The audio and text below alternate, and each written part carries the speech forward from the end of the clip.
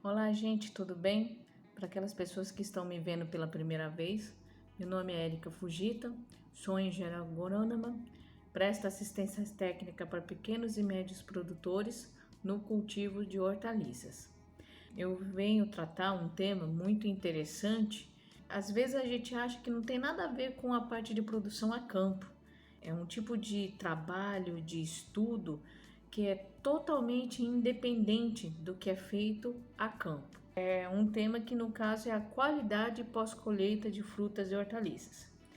E essa qualidade pós-colheita que é tão importante para comercialização. Essa qualidade é o que o seu cliente vai buscar quando estiver no mercado procurando uma fruta e hortaliça e assim levar para casa. Dessa forma, temos que sempre preservar essa qualidade. Só que a pós-colheita, que é um tipo de estudo na qual você vai observar toda essa característica e tentar manter ela por maior tempo possível até a venda, tá bom? Só que quando a gente fala de qualidade, vocês têm que entender um ponto crucial. A pós-colheita, que é os métodos de conservação, ela não consegue de forma alguma melhorar a aparência de uma fruta ou de uma hortaliça que já veio do campo, já danificada, com uma coloração bem estranha, um pouco pálida, desbotada. Não é aquele produto que você olha e fala: nossa, eu vou levar para casa, eu vou comprar e servir para minha família. E isso serve para folhas, para raízes, para brócolis e couve-flor, que são flores, e as hortaliças de frutos, tomate, jiló, berinjela, quiabo, enfim, todas as hortaliças de frutos que nós consumimos, todos nós consumimos. E se vir do campo já torta, amassada, enrugada, murcha, com uma aparência não muito legal, que não vai atrair o consumidor final, que é escolher esse produto, colocar numa sacolinha e passar no caixa, ele não vai melhorar. Então, a qualidade pós-colheita, ela somente vai manter as características do produto colhido lá no campo por maior tempo possível, somente isso. Nós não temos a possibilidade de fazer mágica e fazer com que um produto feio, fora do padrão, se torne bonito e padronizado.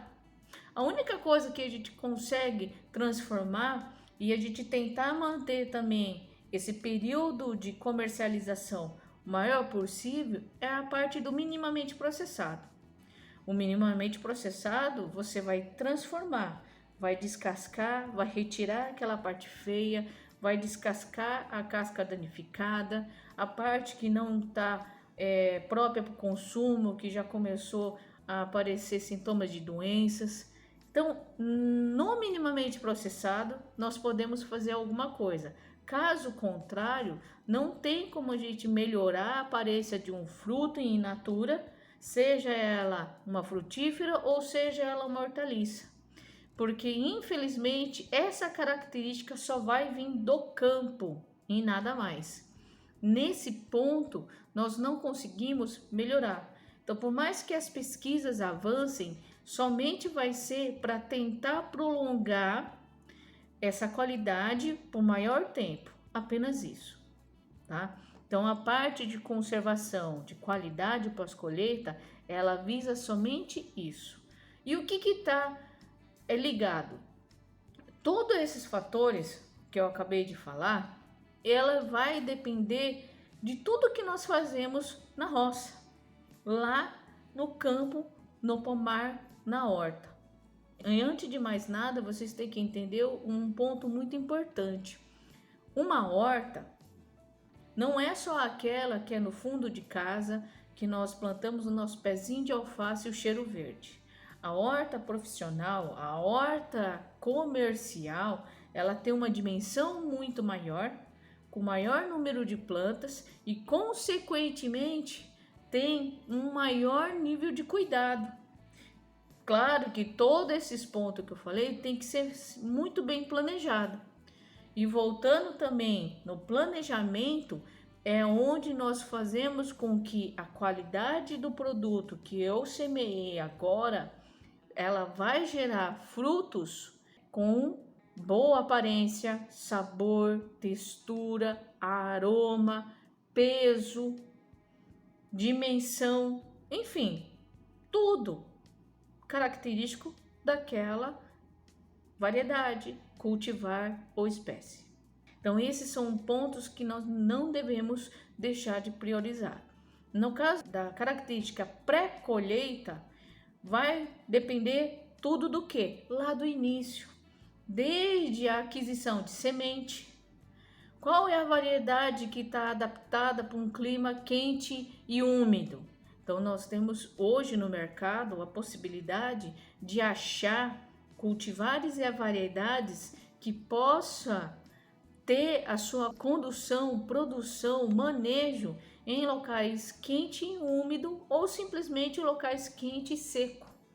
Dessa forma, nós podemos então conseguir ter esse cultivo. Só que, falando de hortaliças, já é um grupo de produtos que nós devemos respeitar a sua genética. Nós temos que respeitar a sua característica, porque a maioria das hortaliças, elas têm origem em locais de temperatura mais amena, aonde não tem uma grande umidade do ar, um intenso calor ou uma seca muito grande. Então, são produtos vegetais que vêm de locais com clima mais fresco, com uma temperatura mais tranquila, sem ter aquele estresse de um pico de aumento de temperatura no sol das 2, 3 horas da tarde. E aí começa a cair gradativamente, só que pouco, não o suficiente. Esse tipo de condição vai limitar, ou seja, eu não vou conseguir plantar hortaliças em certos locais do nosso país. Vocês já sabem que, por exemplo, no sul e no sudeste, a temperatura é muito baixa no inverno, no outono. No outono, inverno e um pouco da primavera. Só que na primavera, verão e o início do outono, nós temos a presença e a característica de alta temperatura. Mas, como o nosso país tem dimensão continental, ou seja, é um lugar, um território gigantesco, vai haver locais, nós não vamos conseguir plantar uma diversidade de hortaliça muito grande. Por quê? Porque quente muito úmido, que é no caso da região norte, ou quente muito seco, que no caso é a região do nordeste, vai limitar o cultivo de inúmeras espécies de hortaliça, fazendo com que nessas regiões, pela dificuldade, seja caro encontrar e comprar hortaliça. Então nós temos que respeitar. Outro dia eu estava conversando com um agricultor e ele me falou: Érica, eu teve uma época, né, quando eu morava lá em Rondônia, eu tentei várias e várias vezes plantar tomate. Ou melhor, eu conseguia plantar, mas o produto que eu colhia não era legal. Porque vinha aqueles frutos bonitos, vermelho, e quando eu cortava esse fruto no meio, ele estava amolecido, com aspecto de cozido, parecia que tinha acontecido alguma coisa ali dentro, e as pessoas não gostavam, não compravam, era rejeitado pelo consumidor. Então eu parei de plantar tomate em Rondônia. Mas o que eu falei para esse produtor?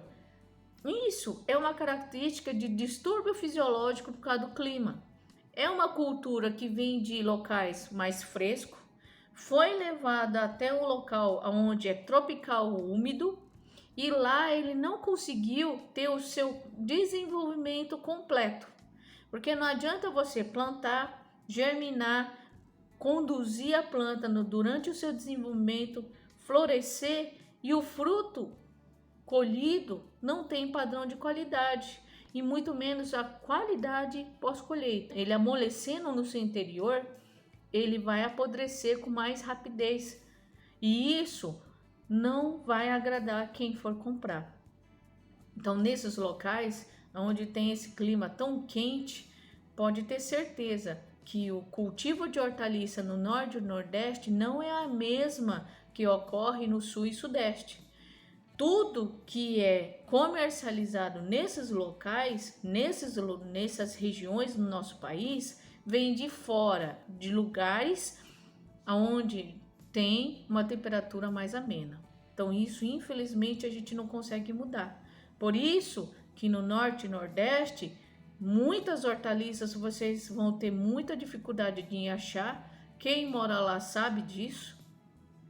Muitas vezes não faz nem parte do cardápio deles porque você não encontra com facilidade. Então, folhosas, temperos, tomate, cenoura e etc. Você não acha nessas regiões. É uma pena, mas isso acontece. Tudo devido à temperatura. E nesse caso de genética, nós temos que respeitar. Já algumas frutas, quando você vê uma frutífera que não se adapta, ela vai até desenvolver e formar copa. A única coisa que ao florescer, ela não vai conseguir manter o fruto. Então ela mesma vai abortar esse fruto pelo fato de não estar num clima aonde ela vai se adaptar melhor e conseguir sim ter uma produção. Então simplesmente ela não vai produzir, ela só vai crescer, emitir folha, pode até florescer, mas não vai ter produção. Então nós temos que respeitar a característica genética daquele produto que nós vamos trabalhar, porém observar as condições climáticas do local que você deseja, porque nem sempre o que a gente quer a gente vai tentar e vai ter sucesso. Então é bem específico. Então todas as vezes que desejarem plantar alguma coisa, consulte um agrônomo, consulte um profissional da região para poder orientar vocês de forma correta. Então agradeço a vocês que ficaram até o final desse vídeo e até a próxima vez. E não esqueçam de curtir a minha página no Facebook, no Instagram e no canal do YouTube. Faz a sua inscrição e clica no sininho para poder receber todas as notificações de novos vídeos. Até mais!